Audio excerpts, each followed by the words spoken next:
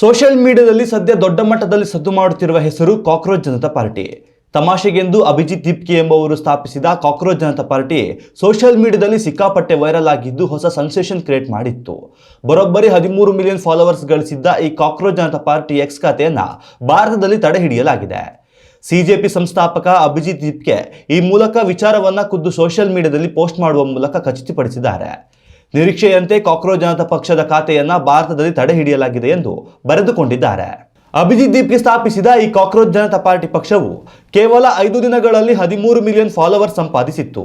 ವಿಪರ್ಯಾಸ ಎಂದರೆ ಈ ಪಕ್ಷದ ಫಾಲೋವರ್ಸ್ ಸಂಖ್ಯೆ ಬಿಜೆಪಿಗಿಂತಲೂ ಜಾಸ್ತಿ ಆಗಿತ್ತು.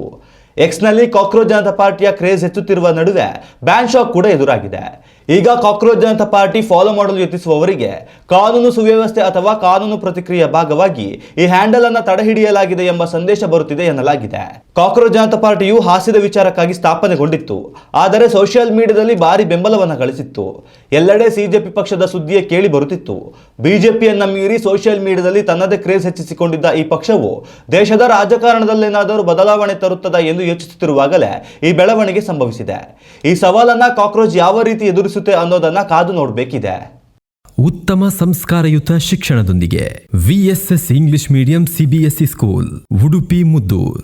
ನರ್ಸರಿಯಿಂದ 10ನೇ ತರಗತಿವರೆಗೆ ಶಿಕ್ಷಣದ ಜೊತೆಗೆ 5ರಿಂದ 10ನೇ ತರಗತಿವರೆಗಿನ ವಿದ್ಯಾರ್ಥಿನಿಯರಿಗೆ ಉತ್ತಮ ಹಾಸ್ಟೆಲ್ ಸೌಲಭ್ಯವೂ ಇದೆ.